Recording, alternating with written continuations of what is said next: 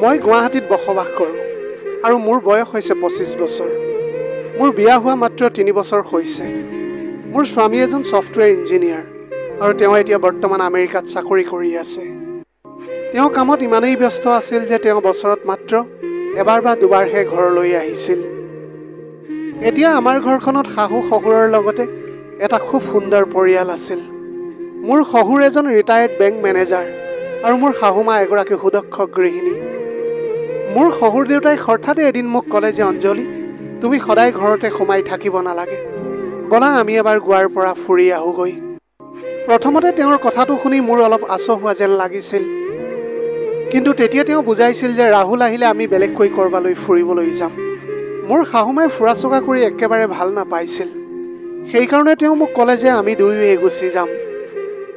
তেওঁৰ কথাটো শুনি এতিয়া মই ভাবিছিলোঁ যে গোৱালৈ ফুৰিবলৈ যোৱাৰ সুযোগটো বাৰে বাৰে নাহে, সেয়েহে মই তেওঁৰ কথাটো তেতিয়া মান্তি হৈ গ'লোঁ। এনেকৈ আমি 3 দিন আৰু 2 নিশাৰ প্লেন এটা বনালোঁ। সকলো প্ৰস্তুতি হৈ গ'ল আৰু পিছদিনা আমি ফ্লাইটেৰে গোৱা গৈ পালোঁগৈ। গোৱাৰ বতৰ বহুতেই ৰোমেণ্টিক আছিল। সাগৰৰ ঢৌৰ শব্দ বহু দূৰলৈকে বিয়পি পৰিছিল। সাগৰৰ নীলা পানী দেখিয়েই মোৰ অন্তৰ সুখেৰে ভৰি পৰিবলৈ ধৰিল। আমি এতিয়া যিখন হোটেলত থাকিবলৈ লৈছিলোঁ তাত এটা গণ্ডগোলৰ সৃষ্টি হৈ গ'ল। আমাৰ কাৰণে 2টা কোঠা বুক কৰা হৈছিল, কিন্তু হোটেলত অভাৰ বুকিঙৰ কাৰণে আমাক মাত্ৰ এটাই কোঠা দিয়া হ'ল। শহুৰ দেউতাই কথাটোত এতিয়া বহুত খং কৰিছিল, কিন্তু হোটেলৰ মালিকে বেলেগ আৰু উপায় নাই বুলি কোৱাত আমি বাধ্য হৈ একেটা কোঠাতে থাকিবলগীয়া হ'ল। প্ৰথমতে এতিয়া দেউতাৰ লগত থাকিবলৈ মই কুণ্ঠাবোধ কৰিছিলোঁ, কিন্তু লাহে লাহে পৰিৱেশটো সহজ হৈ পৰিবলৈ ধৰিলে। ৰাতি আহাৰ খোৱাৰ পিছত আমি সাগৰৰ পাৰত ফুৰিবলৈ ওলালোঁ। তাত ঠাণ্ডা বতাহ বলি আছিল। তাৰ পৰিৱেশটো এতিয়া বহুতেই ধুনীয়া লাগিছিল। শহুৰে মোক ক'লে, অঞ্জলি, তুমি ৰাহুলক বহুত মিছ কৰিছা চাগে ন? মই এতিয়া তেখেতৰ কথাটো শুনি এটা মিচিকিয়াই হাঁহি মাৰিছিলোঁ। পিছদিনা ৰাতিপুৱা আমি এখন প্ৰাইভেট বিচলৈ গ'লোঁ, য'ত বহুত মানুহ কম আছিল। হঠাতে মোৰ চকু এজন সন্দেহজনক ব্যক্তিৰ ওপৰত পৰিল, যিয়ে আমাৰ ফালে একেৰাহে চাই আছিল। প্ৰথমতেতো মই ধ্যান দিয়া নাছিলোঁ, কিন্তু যেতিয়া সেই মানুহজনে একেৰাহে কেইবাবাৰো আমাৰ ওচৰে পাজৰে পৰা অহা যোৱা কৰিবলৈ ধৰিলে, তেতিয়াহে মোৰ অলপ আচহুৱা যেন অনুভৱ হ'ল। মই শহুৰ দেউতাক কথাটো ক'লোঁ, তেতিয়া তেওঁ সেই কথাটোলৈ ধ্যান নিদিলে। সন্ধিয়া যেতিয়া আমি হোটেললৈ ঘূৰি আহিলোঁ, তেতিয়া হোটেলৰ কৰিডৰত সেই ব্যক্তিজনক আমি দেখা পালোঁ। মোৰ শহুৰ দেউতাই লগে লগে তেতিয়া ৰিচিপশ্যনত অভিযোগ কৰিলে। তেতিয়া হোটেলৰ ষ্টাফে জনালে যে সেই ব্যক্তিজন এজন কুখ্যাত চোৰ আছিল। সি সদায় পৰ্যটকবিলাকক অনুসৰণ কৰি তেওঁলোকৰ হোটেলৰ কোঠাত প্ৰৱেশ কৰিছিল আৰু তেওঁলোকৰ বয় বস্তু চুৰ কৰিছিল। সেয়া শুনি আমি একেবাৰে থতমত খাই উঠিলোঁ।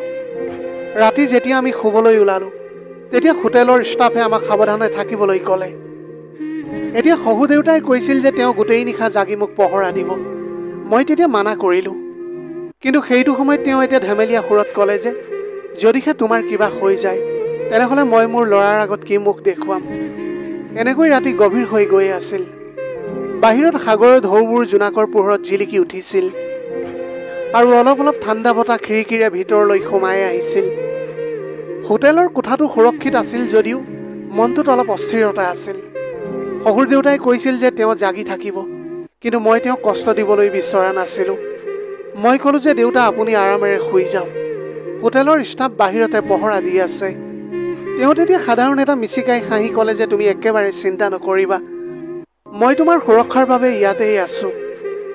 এনেও মোৰ টোপনি অহা নাছিল, মই মাত্ৰ বাগৰ সলাই আছিলোঁ। তেনেতে হঠাতে কাৰেণ্টটো গুচি গ'ল। কোঠাটো ঘোৰ অন্ধকাৰত ডুবি গৈছিল। বাহিৰত মাত্ৰ সাগৰৰ ঢৌৰ শব্দ এতিয়া শুনিবলৈ পোৱা গৈছিল। এতিয়া মোৰ অলপ ভয় লগাৰ দৰে হ'বলৈ ধৰিছিল। শহুৰ দেউতাই তেতিয়া কথাটো অনুভৱ কৰি ক'লে যে অঞ্জলি, একেবাৰে তুমি ভয় নকৰিবা, আহা আমি বেলকনিলৈ যাওঁ, ধুনীয়া তাত বতাহ বলি আছে। মই এতিয়া লাহে লাহে উঠিলোঁ আৰু তেওঁৰ লগত বেলকনিলৈ বুলি গুচি গ'লোঁ। সন্মুখত সাগৰে ঢৌৰ লগত খেলি আছিল। আকাশখন ধুনীয়া ফৰকাল হৈ আছিল। পৰিৱেশটো ইমানেই ৰোমেণ্টিক আছিল যে যিকোনো ব্যক্তিয়ে সেই পৰিৱেশত আমোলমোলাই যাবলৈ পাৰিব। শহুৰ দেউতাই মোক গম্ভীৰভাৱে সুধিলে যে তোমাৰ চাগে ৰাহুললৈ বহুত মনত পৰে ন? মই তেতিয়া সাধাৰণ এটা মিচিকাই হাঁহিৰ সৈতে মূৰ দুপিয়াইছিলোঁ। কেতিয়াবা কেতিয়াবা এনেকুৱা লাগে দূৰত্বৰ কাৰণে আমাৰ সম্পৰ্কটো ঠাণ্ডা পৰি গৈছে। তেওঁ কিছু সময় মনে মনে থাকিলে আৰু লগতে তেওঁ ক'লে যে প্ৰেমত সময় বা দূৰত্বই কোনো প্ৰভাৱ নেপেলায়। অঞ্জলি, তুমি যদি বিচৰা সেয়া চিৰদিনৰ কাৰণে সতেজ কৰি ৰাখিবলৈ পাৰা। তেওঁৰ কথাই মোৰ এতিয়া অন্তৰখন চুই গৈছিল। মই অনুভৱ কৰিলোঁ যে তেওঁ মোৰ নিসংগতাক বুজিবলৈ পাৰিছে, মোৰ ভাৱনাক এতিয়া অনুভৱ কৰিবলৈ পাৰিছে। তেওঁৰ চকুত এক গভীৰতা আছিল। তেনেতে বতাহজাক জোৰেৰে বলিবলৈ ধৰিলে আৰু মোৰ চুলিখিনি উৰি আহি মোৰ গালত পৰিছিল। তেওঁ এতিয়া হাতেৰে মোৰ মুখৰ পৰা চুলিখিনি আঁতৰাই মোৰ কাণৰ কাষত লগাই দিলে। তেওঁৰ আঙুলিৰ সাধাৰণ স্পৰ্শই মোৰ গাৰ নোম শিয়ৰি তুলিছিল। লগে লগে মোৰ বুকুখনত জোৰেৰে কঁপনিও হ'বলৈ ধৰিছিল। শহুৰ দেউতাই তেতিয়া ক'বলৈ ধৰিছিল যে অঞ্জলি, তুমি বহুত ধুনীয়া। তেওঁ কোৱা কথাষাৰত এতিয়া বহুত কোমলতা আছিল। মোৰ বুকুখন জোৰেৰে এতিয়া কঁপিবলৈ ধৰিলে। এনেকুৱা কিয় হ'বলৈ ধৰিছিল? মই এতিয়া নিজকে ৰখাবলৈ চেষ্টা কৰিলোঁ, কিন্তু তেওঁৰ গভীৰ দুচকুত এক অদ্ভুত ধৰণৰ আকৰ্ষণ আছিল। মই তেতিয়া মৃদু স্বৰত ক'লোঁ, দেউতা। শহুৰে তেতিয়া লগে লগে আধাতে কথাখিনি ৰখাই ক'লে, মনে মনে থাকা, তুমি এতিয়া একো নক'বা, মাত্ৰ অনুভৱ কৰা। তেওঁ মোৰ হাতখন তেওঁৰ হাতত লৈছিল। এতিয়া তেওঁৰ আঙুলিৰ স্পৰ্শত মোৰ শৰীৰত এক বিজুলীৰ চক লগাৰ দৰে হৈ পৰিছিল। মই মোৰ চকু দুটা এতিয়া বন্ধ কৰি দিলোঁ। এতিয়া এই সময়কণ যেন মোৰ বাবে ৰখি গৈছিল। জোনাক নিশা, সাগৰৰ ঢৌ আৰু দুই অন্তৰৰ মাজৰ সকলো দূৰত্ব যেন নোহোৱা হৈ গৈছিল। এতিয়া জোৰেৰে বলা বতাহজাকে মোৰ চুলিখিনি লাহে লাহে আউলি বাউলি কৰি তুলিছিল। বেলকনিত থিয় হৈ আমি দুয়ো সাগৰৰ সেই মনোমোহা দৃশ্য উপভোগ কৰি আছিলোঁ। অঞ্জলি, চোৱা, এই ঢৌবোৰে কেতিয়া পাৰত খুন্দা খাই উভতি যায় আৰু কেতিয়াবা জোৰেৰে আগুৱাই যায়। তেতিয়া শহুৰ দেউতাই কৈ আছিল যে আমাৰ জীৱনটোও ঠিক এনেকুৱাই, কেতিয়াবা খুন্দা খাই পিছুৱাই আহে আৰু কেতিয়াবা জোৰেৰে আগুৱাই যায়। মই তেতিয়া মূৰ দুপিয়াই ক'লোঁ যে আপুনি ঠিকেই কৈছে। এনেকুৱা লাগিছিল যেন সেই সময়খন কিছু মুহূৰ্তৰ কাৰণে ৰৈ গৈছে। ইমান শান্তি, ইমান সৌন্দৰ্য থাকি মনোমোহা এক পৰিৱেশ। তেওঁ তেতিয়া মিচিকাই কৈছিল যে সেই কাৰণেই মই কৈছিলোঁ যে ইয়ালৈ কেতিয়াবা কেতিয়াবা আহিব লাগে বুলি। আমাৰ জীৱনটোনো কেইদিনীয়া, সেইকাৰণে জীৱনটো মাত্ৰ ঘৰৰ চাৰিবেৰৰ মাজতে সদায় সীমাবদ্ধ কৰি ৰাখিবলৈ নালাগে। আমি এতিয়া দুয়ো বহু দেৰিলৈকে মনে মনে সাগৰৰ ঢৌবিলাক চাই আছিলোঁ।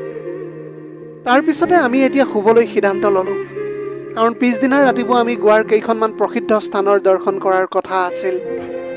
সেইকাৰণে পিছদিনা ৰাতিপুৱা আমি সোনকালেই উঠিলোঁ আৰু সকলোতকৈ প্ৰথমে এলন ব্ৰীজলৈ যোৱাৰ সিদ্ধান্ত ল'লোঁ। এইখন হ'ল গোৱাৰ এখন প্ৰসিদ্ধ বীচ, যি পৰিষ্কাৰ বালি আৰু শান্ত পৰিৱেশৰ কাৰণে জনাজাত। হোটেলৰ পৰা ওলাই আমি এখন টেক্সি ল'লোঁ আৰু কিছু দেৰিৰ পিছতে আমি বীচত গৈ উপস্থিত হ'লোগৈ। তাৰ মনোমোহা দৃশ্য দেখি এতিয়া আমি একেবাৰে আলপুত হৈ পৰিছিলোঁ। নীলা নীলা পানী, সৰু সৰু ঢৌ আৰু দূৰ দূৰলৈকে বিয়পি থকা বগা বগা বালিবিলাক। মই এতিয়া মোৰ চেণ্ডেলযোৰ খুলিলোঁ আৰু খালী ভৰিৰে বালিৰ ওপৰত খোজ কাঢ়িবলৈ ধৰিছিলোঁ। এই অনুভৱটো মোৰ বাবে একেবাৰে নতুন আছিল। এতিয়া শহুৰ দেউতাই লাহে লাহে মোৰ পিছে পিছে গৈ আছিল। মই তেতিয়া শহুৰ দেউতাক কৈছিলোঁ যে আমি অলপ ধেমালি কৰোঁ। মই এনেকৈ কৈছিলোঁ আৰু দৌৰি গৈ পানীৰ মাজলৈ গুচি গ'লোঁ। এতিয়া পানীৰ ঢৌৱে সম্পূৰ্ণৰূপে মোৰ অন্তৰখন চুই গৈছিল। শহুৰ দেউতাও নিজৰ পেণ্টটো অলপ ওপৰলৈ উঠাই ল'লে আৰু পানীলৈ নামি আহিলে। আমি কিছু দেৰিলৈকে পানীত এনেকৈ খেলি আছিলোঁ আৰু তাৰপিছত আমি তাৰে অলপ কিবা কিবি লোকেল খাদ্য খাবলৈ ধৰিলোঁ। খাদ্যবিলাক বহুত সোৱাদযুক্ত আছিল। শহুৰ দেউতাই তেতিয়া ক'লে যে এবাৰ যদি ইয়াৰ খানা খোৱা, তেনেহ'লে সেয়া পাহৰি যোৱাটো একেবাৰে কঠিন হৈ পৰিব। তাৰপিছত আমি ডলফিন চোৱাৰ এটা প্লানিং বনালোঁ। আমি এতিয়া এখন সৰু নাৱত বহি সাগৰৰ দূৰলৈকে গ'লোঁ, য'ত আমি ডলফিনৰ জুম এটা দেখিবলৈ পালোঁ। সিহঁতে কেতিয়াবা কেতিয়াবা বাহিৰলৈ জঁপিয়াইছিল আৰু আকৌ পানীৰ তললৈ সোমাই গৈছিল। মই এতিয়া এইবিলাক দৃশ্য দেখি একেবাৰে আলপুত হৈ পৰিছিলোঁ। মোৰ এতিয়া এনেকুৱা আনন্দ দেখি শহুৰ দেউতাও মিচিকাই হাঁহি আছিল। তেওঁ ক'লে যে এয়া সঁচাকৈয়ে এটা অতুলনীয় অনুভৱ। তাৰপিছতে আমি পেৰাগ্লাইডিং কৰাৰ ইচ্ছা কৰিলোঁ, কিন্তু উচ্চতা দেখি মোৰ অলপ ভয় লাগিছিল। তেতিয়া শহুৰ দেউতাই কৈছিল যে অঞ্জলি, ভয় কৰাৰ কোনো কাৰণ নাই। যদিহে জীৱনত কিবা এটা নতুন কৰিবলৈ চেষ্টা নকৰা, তেনেহ'লে সদায় জীৱনৰ সুখৰ পৰা বঞ্চিত হৈ থাকিবা। তেওঁৰ কথাৰ পৰা এতিয়া মই বহুত সাহস পালোঁ। তাৰপিছত মই পেৰাগ্লাইডিং কৰিলোঁ। যেতিয়াই মই ওপৰলৈ গ'লোঁ, তেতিয়া মোৰ এনেকুৱা লাগিছিল যেন মই মুক্ত আকাশত উৰি ফুৰিছোঁ। ওপৰৰ পৰা সাগৰৰ ঢৌবিলাক দেখি এতিয়া বৰ ভাল লাগিছিল। সেয়া এক মোৰ বাবে ৰোমেণ্টিক অনুভৱ আছিল। সন্ধিয়া আমি গোৱাৰ লোকেল বজাৰত ফুৰাৰ পৰিকল্পনা কৰিলোঁ। তাত হস্তশিল্পৰ বহুতো সামগ্ৰী, সমুদ্ৰত পোৱা জীৱবিলাকৰ পৰা বনোৱা অলংকাৰ আৰু গোৱাৰ পাৰস্পৰিক ড্ৰেছ বিক্ৰী কৰি আছিল। মই তেতিয়া শহুৰ দেউতাক ক'লোঁ যে চাওকচোন এই খাৰুবিলাক ইমান ধুনীয়া। শহুৰ দেউতাই মিচিকাই হাঁহি ক'লে যদি পচন্দ হৈছে তেনেহ'লে তুমি লৈ লোৱা। আমি তাৰ পৰা অলপ উপহাৰো লৈ ল'লোঁ। ৰাহুলৰ কাৰণে এটা ধুনীয়া টি চাৰ্ট আৰু শাহুমাৰ কাৰণে এখন ধুনীয়া শাৰী লৈছিলোঁ। তাৰপিছত আমি গোৱাৰ এখন লোকেল কেফেলৈ গৈ গোৱাৰ জনপ্ৰিয় চি ফুডৰ আনন্দ লৈছিলোঁ। তাৰ পাছতে আমি এটা লাইভ মিউজিক শ্ব'লৈ আহিছিলোঁ, যাৰ ফলত পৰিৱেশটো আৰু মনোমোহা হৈ পৰিছিল। ৰাতি আমি বিচৰ কাষত এখন হোটেল বুক কৰিলোঁ আৰু তাত ডিনাৰ কৰিছিলোঁ। চাৰিওফালে মমবাতি জ্বলি আছিল আৰু ফিৰফিৰীয়া সাগৰীয় বতাহ বলি আছিল। আজি আমাৰ এনেকৈ দিনটো বহুত ভালদৰে পাৰ হৈ গৈছিল। তেতিয়া শহুৰ দেউতাই কৈছিল যে কেতিয়াবা কেতিয়াবা জীৱনত এনেকুৱা কিছুমান মুহূৰ্ত আহিব লাগে, যিয়ে আমাক চিৰদিনৰ এটা স্মৃতিৰ অনুভৱ দিয়ে। আমি এতিয়া এনেকৈ বহু দেৰিলৈকে কথা পাতি থাকিলোঁ। মোৰ এতিয়া এনেকুৱা লাগিছিল যেন মই মোৰ নিজৰ পিতৃৰ লগতে কথা পাতি বহি আছোঁ। এই সম্পৰ্কটো আৰু বেছি গভীৰ আৰু আত্মীয়তাৰে ভৰি পৰিছিল। পিছদিনা আমি উভতি যাবলগীয়া আছিল। আমি শেষবাৰৰ কাৰণে সাগৰৰ পাৰত ফুৰাৰ সিদ্ধান্ত এটা ল'লোঁ। সূৰ্য উদয়ৰ দৃশ্য অদ্ভুত আছিল। সূৰ্যটো লাহে লাহে সাগৰৰ পৰা ওলাই আহিছিল। এতিয়া সূৰ্যৰ ৰশ্মিটোৱে পানীত আলোড়নৰ সৃষ্টি কৰি আছিল।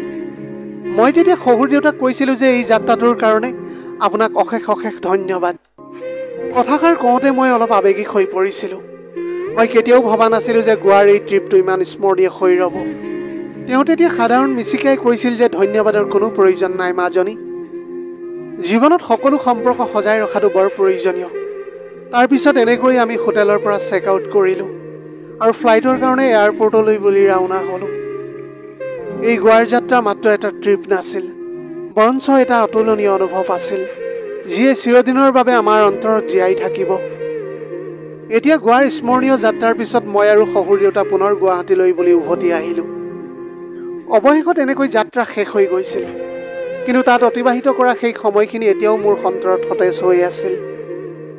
ঘৰলৈ উভতি অহাৰ পিছত শাহুমাই মোক উষ্ম আদৰণি জনাইছিল। তেওঁ মোক দেখি তেতিয়া মিচিকাই হাঁহি এটা মাৰি সুধিলে, অঞ্জলি কেনেকুৱা লাগিল গোৱাৰ ট্ৰিপটো? মই তেতিয়া ক'লোঁ বহুত ভাল লাগিল মা, গোৱা সঁচাকৈ স্বৰ্গৰ দৰে আছিল। মই একেবাৰে উৎসাহেৰে উত্তৰটো দিছিলোঁ। তেতিয়া শহুৰ দেউতাও মিচিকাই হাঁহি কৈছিল যে আমাৰ তাত বহুতেই ভাল লাগিছিল, মাত্ৰ তোমাৰহে অভাৱ অনুভৱ হৈছিল। ঘৰলৈ উভতি অহাৰ পিছতো অন্তৰৰ কোনোবা এটা কোণত গোৱাৰ সেই মনোমোহা দৃশ্যবিলাক মনত ভাহি আহিছিল। কিন্তু এতিয়া মোৰ মনটো আৰু ভাল লাগিছিল। ৰাহুলে ফোন কৰিছিল যে তেওঁ দুদিনৰ পিছতে ভাৰতলৈ আহি আছে বুলি।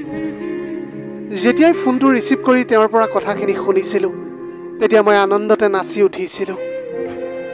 মই ফোনতে মিছাকৈ ৰাহুলক কৈছিলোঁ যে আপোনাৰ কাৰণে এটা ডাঙৰ ছাৰপ্ৰাইজ ৰাখিছোঁ বুলি। সেয়া আপুনি ঘৰলৈ অহাৰ পিছতহে ক'ম বুলিও কৈছিলোঁ। তেওঁ তেতিয়া মিচিকিয়া হাঁহিৰে হ'ব বুলি উত্তৰ দিলে আৰু লগতে ক'লে যে এটা কথা সোধোনে তোমাক, তুমি মোক মিছ কৰানে? তেতিয়া মই ক'লোঁ মই বহুত বেছি মিছ কৰোঁ তোমাক। কিন্তু কথাখিনি কোৱাৰ সময়ত মোৰ মাতটো কঁপি উঠিছিল। তেতিয়া ৰাহুলে ক'লে যে ময়ো অঞ্জলি ইমান দিনৰ পৰা তোমাক মোবাইলৰ স্ক্ৰীণতহে দেখা পাই আছোঁ। এতিয়া তোমাক দুবাহুৰ মাজত ল'বলৈ মোৰ বহুত মন গৈছে। এতিয়া মই অনুভৱ কৰিছিলোঁ যে তেওঁৰ কণ্ঠটো সাধাৰণ অস্থিৰতা এটা বিৰাজ কৰি আছিল। মোৰ এতিয়া তেওঁৰ কথাবিলাক শুনি বহুত লাজ লাগি আছিল। আৰু মাত্ৰ এদিন আৰু তাৰ পিছতেই মই তোমাক লগ পামগৈ। এতিয়া সেই এদিন এতিয়া মোৰ এবছৰৰ দৰে লাগিবলৈ ধৰিছিল।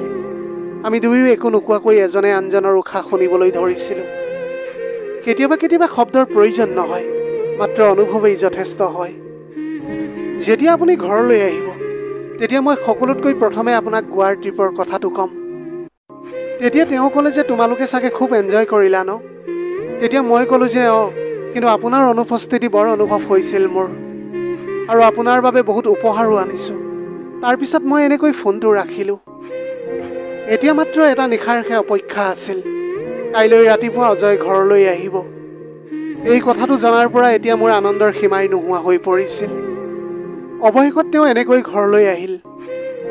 আজি এসপ্তাহমানৰ পৰা তেওঁ মোক জীৱনৰ আটাইতকৈ সুখকণ এতিয়া দি আছিল। মোৰ এতিয়া সেইবিলাক উপভোগ কৰি ইমানেই ভাল লাগিছিল যে মই আপোনালোকক ভাষাৰে প্ৰকাশ কৰিব নোৱাৰোঁ। প্ৰিয় দৰ্শক, এয়াই আছিল আজিৰ কাহিনীৰ ভাগ। আজিৰ ভিডিঅ'টি কেনেকুৱা লাগিলে জনাব। যদি ভাল লাগিল তেনেহ'লে লগৰ বন্ধু বান্ধৱীসকলৰ মাজত শ্বেয়াৰ কৰিবলৈ নাপাহৰিব। আপোনালোকৰ গোটেই জীৱনটো হাঁহিৰে উপচি পৰক। পাৰিলে দুখীয়াজনক অলপ সহায় কৰিবলৈ চেষ্টা কৰিব। আপোনালোকৰ অকণমান সঁহাৰিয়ে যদি কোনোবা এজন দুখীয়াৰ জীৱনটো সলনি কৰিবলৈ পাৰে, তাতকৈ পুণ্যৰ কাম আৰু এই পৃথিৱীত একোৱেই হ'ব নোৱাৰে। Have a nice day.